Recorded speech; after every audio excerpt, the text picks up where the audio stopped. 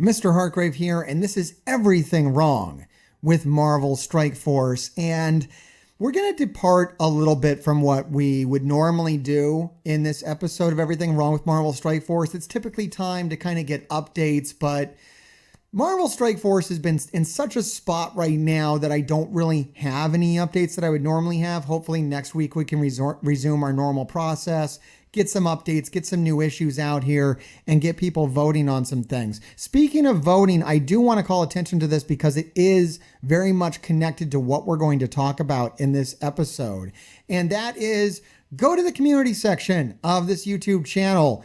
Scroll down and put a vote on this. We don't have enough votes on this. This is what we're going to talk about, is event milestones. I feel is eroding this community's goodwill towards Boundless, the people that make the game, our good times in general. We need to either have event milestones be completable free to play, or have some better communication regarding what is pay to win, how much is needed to be spent, how much does Marvel Strike Force cost. Throw us a bone, give us some idea. It's been 4 years and we're tired. All right, and you vote on all of these. The more votes I have on these, we've been doing this now for a minute, and the more votes that these have on them, the more power I have to take these and escalate these to Community Manager Archangel, and the more power he's going to have to then escalate it further up the chain. And make no mistake, that's the process. Community Manager Archangel, I see him still taking a lot of heat out there in the community for this, that, and the other thing. All I need you to know, the loyal gravedigger, is that me and Community Manager Archangel have a very good working relationship. So I need you to take all of those negative things that you're saying about Community Manager Archangel and shove them all up in there. Okay, just all up in there. I'm trying not to curse, but you know where I want you to put those. And I want you to go vote, okay? Because what are we going to do? We're going to fire him? Are we going to fire Community Manager Archangel? Okay, great. Community Archangel's fired. Now what? Now what do we do? What do I do? Okay? I leave the Envoy program. That's what I do because there's no hope without him. And that's the truth. Okay? There's nothing else going on in there that's going to help you out other than Community Manager Archangel. It's as honest as I can say it. All right, let's move on to some problems that we're having in the game with these milestones, okay? Let's get into this. And we have it. It went live just today. You're going to be watching this on YouTube tomorrow. People on Twitch are here with me live. We're live at 6 o'clock every Wednesday and Friday. And Victory Blueprint's live, but it's a different Victory Blueprint than we normally see, and that's why we're going to talk about it. Now, I normally have series where I do math, but this math is upsetting. This math is wrong. And the first thing that we've done here is that normally, in the past when we ran Victory Blueprint, we were given 5 points for every campaign energy. Well, now we're only getting 3, and this changes things rather dramatically. In addition to that, we've moved the carrot. Instead of 200,000 points, now you need 225,000 points to max this out. For an idea of just how wrong this is, let's go over to the math. Let's check out the math on this. And I've broken this down. And then we'll try to figure out, what this would cost, if this is worth it, because we're looking at 2 600 core a day events simultaneously that want your cores to go to different places. It's not cool. And I'm going to give you the recommendation on where I think you should put your 600 cores this week. All right, so here is Victory Blueprint, and something's wrong with an event when I have a whole page of math. What are we doing? What are we doing? All right, Victory Blueprint, it goes for 7 days. You need 225,000 to max it out. You're only getting 3 points for every energy now. The war credits, the war refills are the same. Basically, 3 wars, and you get 90,000 points. You get 90,000 points for those 3 wars. The next thing you need to do, and let me show it to you right now, is you can get about 30,000 points if you were a clever boy and you saved your war rewards in your inbox. That's right. We still need to do this stupid crap where we save our war rewards in our inbox. And I'm not a fan of it, but I did it. So here it is. It's about 5,000 war credits for each one of these. So I'm going to go ahead and cash these in now before they expire. But you can hold 3 of them in your inbox. You can't hold any more than that because they expire every 7 days. Basically for the express purpose of screwing you over on this blueprint. That's pretty much why they did that, which is, I don't know, man. I don't love them doing stuff like directly to screw up players who are highly engaged. Like, that is just eroding our good feelings towards this game. Like, dude, you got to let us screw you. You got to let us get something in. You got to let me win sometimes. Marvel Strike Force. But no, they don't want to let you win, so they pulled that crap. And now the mail expires every 7 days because that's real fair to the player. It makes a lot of sense. So anyways, the maximum points you can still get from war and from the credits to the war are still here. I think we are getting slightly more credits during war now for war wins after the rework, but I don't know. I feel like there's another they told us there's another rework coming to war rewards. I think it only involves tier 4s though. So I don't think it's going to help with this. And then like to preemptively screw us, they've taken down the amount of free energy. Look, here's the maximum you can get. Okay. So you get 628 free energy a day. You can also spend 50 cores 4 times a day to get an extra 480 energy. You can then also spend 100 cores 4 times a day to get another 480 energy. I'm not going any further than that because any further than that is insane. That gives you 4,764 points a day if you do the 600 cores a day on energy, for a total of only 33,348 points. The total possible points that you can get if you're doing 600 cores a day on energy during Victory Blueprint is 15,000. About 15,000 points. And we need 225,000 points. Now, the only positive change to Victory Blueprint is that they're no longer putting the monthly points for the monthly milestone on Victory Blueprint. So technically, all of this is extra. All of this is, none of this is needed. This is all whatever you do, which is ultimately going to lead me to my conclusion on it. But let's look at it even further, okay? If you just go totally free to play, by the way, if you do all the war stuff and you do just your normal 628 free energy a day, that does include the free web store energy as well, by the way, that gets you 133,000 points. So you could just take that and that's fine. You know, extra stuff is extra stuff and whatever. Hey, I don't really care about this game. Cool. Good stance. Probably the healthiest stance you can have. But if you want to try to get more out of this, you are able to take your war credits. You're able to convert your alliance credits to war credits. Okay, basically at a 50% ratio, 2-to-1 ratio. So if you don't know what I'm talking about, just to reiterate, because I haven't talked about it in a while, Victory Blueprint's been boring for a while. In fact, I was even excited to see it come back because it used to be kind of completable. And the way to complete it is you could take your alliance credits and you can turn them into war credits. So I would be able to take this 90,000 credits and turn it into 45,000 points, which underneath the old structure, I would be able to max it out. Underneath the new structure, I'm shit out of luck. So that's not happening. What I will be doing is buying these war credits. I'll tell you exactly what I'm doing with this, but I did buy them today and they cost 2,000 alliance credits for 500 war credits. You get 1,000 points for them. 2,000 alliance credits turn into 1,000 points for this event. All right, that's the short of it. The long of it is this. Let's get back into the math over here and try to walk you through this horrible business. Basically, you can do you can get 1,500 credits a day because you can do it 3 times a day. That gets you 3,000 points. Over 7 days, that's 21,000 points. So you can take this 15,000, you can increase it to 17,000, which is just about another milestone.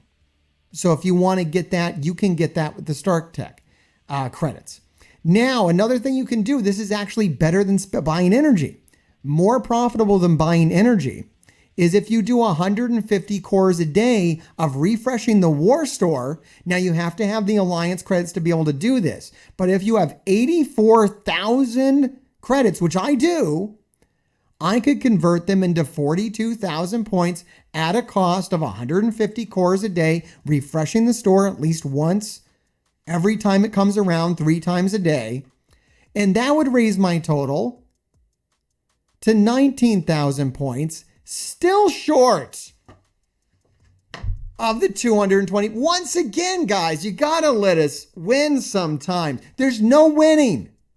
No matter what crazy thing you do, there's no way to win Victory Blueprint without money. So this is why I say we should highlight this out. Let people know you're not getting down to the bottom of this thing without money. It's just not happening. Why are we giving this illusion to the players? I think the thing breaking the players' brains more than anything else is the illusion that you're able to beat these milestones. The illusion that this game is fair and balanced and cares about all the players equally. The illusion that they give a shit. There's no fact to it. Okay, you can't beat these things free to play. There's no fairness in this game. It's pay to win, guys. It's a mobile video game, okay? It's a video game designed with the express purpose of marketing gambling to children at an early age so that they become gambling addicts later in life, and the company will profit off of them until death. That's what is happening here, to be very plain about it. So when you think, oh, they should be fair, they should be balanced, they should care. Dude, this company doesn't give a fuck at all, okay? They don't give a shit about fair play, any of that. So it's absurd that that keeps getting brought up in the community because it doesn't exist. All right, I digress. Anyways, to beat Victory Blueprint, what I'm going to do is I'm going to go the free-to-play route over here. I'm going to take my 13,000 and I'm going to do 5 days of buying credits out of the war store. For 5 days, that's going to give me an extra like 15,000 points, bringing me up to 148,000 points total. And the reason why I want 148,000 points is if we go back into the game and we look at Victory Blueprint, which I have some points on now because I opened my war credits. Keep in mind, all this math changes. If you didn't hoard up 3 war rewards in your inbox anticipating Victory Blueprint coming back, then you were out of luck. Basically, never open anything in your inbox ever is what this game has told us. But yes, if I do all that, I can get up here to milestone 32. And that's what I'm deeming winning. This is pretty much the maximum I can do. Free to play, cashing in my Stark Tech credits instead of my cores for energy. Because here's the thing. This isn't important. This is not important. Milestone 33, milestone 34, milestone 35. These are cracking snacks. This is for the big boys. The guys that are going to drop these cores regardless. The guys that are spending $1,000 a month. And you know what? That's great. That's great. Let them have this. Let them have these extra bonus value, even though it's not really worth what they're spending, but whatever they think it is. Hey, it's great. They're keeping the lights on. So thank you so much, kind sir. Let them have it, but let's label it out or make a commitment that this stuff should be free to play, because I think that's better for the community anyways than this stuff that we're doing where these things aren't beatable or you have to do this crazy stuff to beat them. I'm going for milestone 32. And what am I going to spend my cores on instead? Well, we have Web of Life starting I guess in 2 days from now or a day from now, if you're watching on YouTube. And this is where you're going to want to put your 600 cores per day. Now more than ever. The cool thing about this event is you will actually beat the milestone just from spending cores. It doesn't actually attach to the energy, but you will get less orbs. And the orbs this time around are a little better than normal. They have like a couple more unfarmable characters in them. So I think that does give you more value for your core. Definitely more value than Victory Blueprint, because no matter what you do on Victory Blueprint, you can't win it. And that's why at the end of the day, I get frustrated with it. Like it just shuts me down as a player who cares when I can't even win. But here's something good. So this orb has Dr. Voodoo in it. This orb has Scarlet Spider in it. And you got Wong in here as well. And of course you have Spider Weaver, who is going to be an extremely meta character in this game. Early reports are in and she looks phenomenal. I pulled 6 red on her. I want to get 6 stars. Now, if you do spend 600 cores a day on this, you're definitely going to get 5 yellow. You're like definitely going to get 5 yellow. In fact, you should get 5 yellow within like the first week of dropping 600 cores a day on this. Now, if you keep dropping 600 cores a day on this, it's possible you could get to 6 yellow, but it's more likely that you'll get extremely close to 6 yellow within a few orb pulls of 6 yellow. And then what you need to do, my friend, is rely once again upon hoarding. Don't open your premium orbs. So save up your premium orbs. Look at the trend. Look at the trend. You have Kestrel in here. You have Deathpool in here. What's the common denominator? Scopely made character. So who do you think's coming in here next? Probably 2 months, 3 months, maybe 4 months from now. Spider Weaver's coming in here.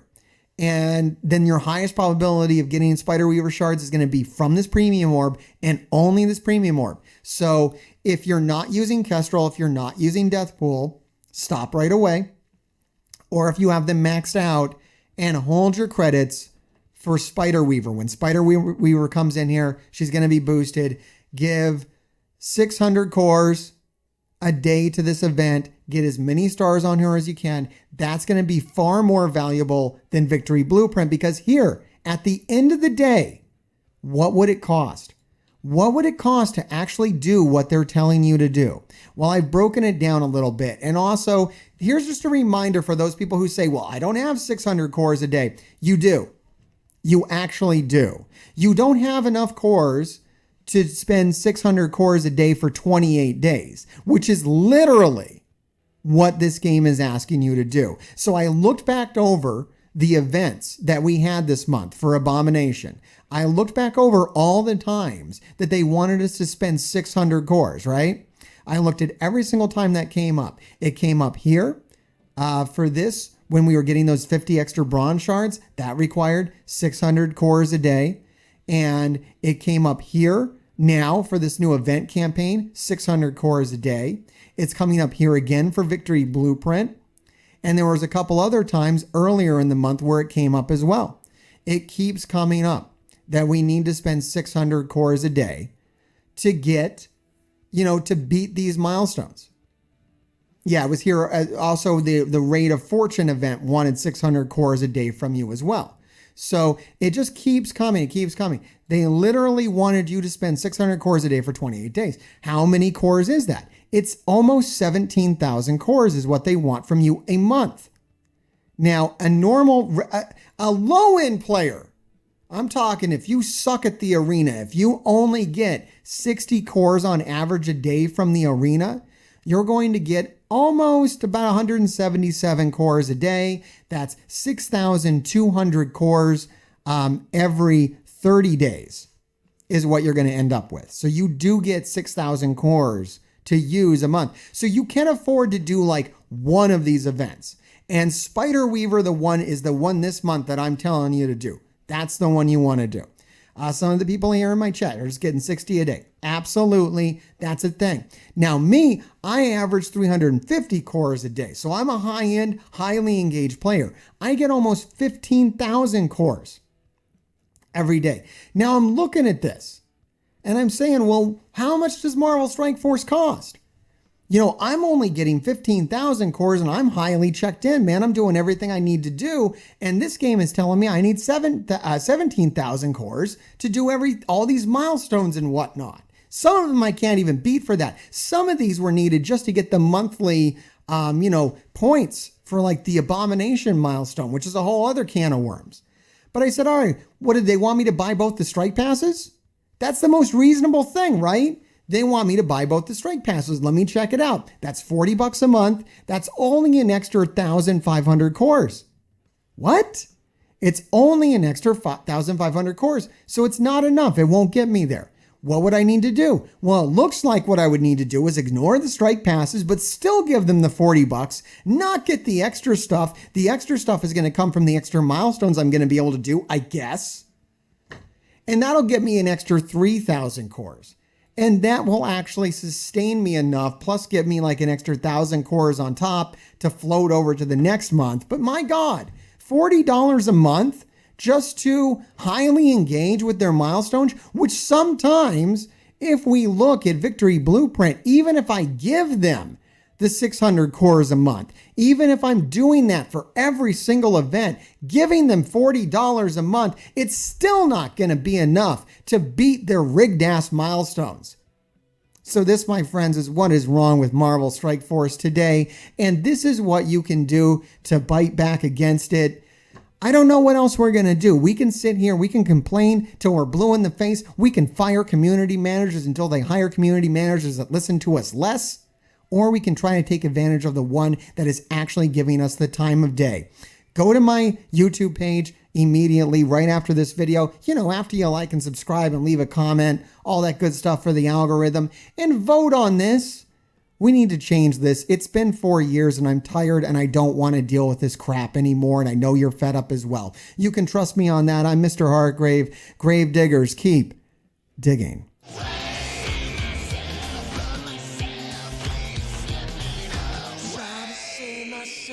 But myself keeps slipping.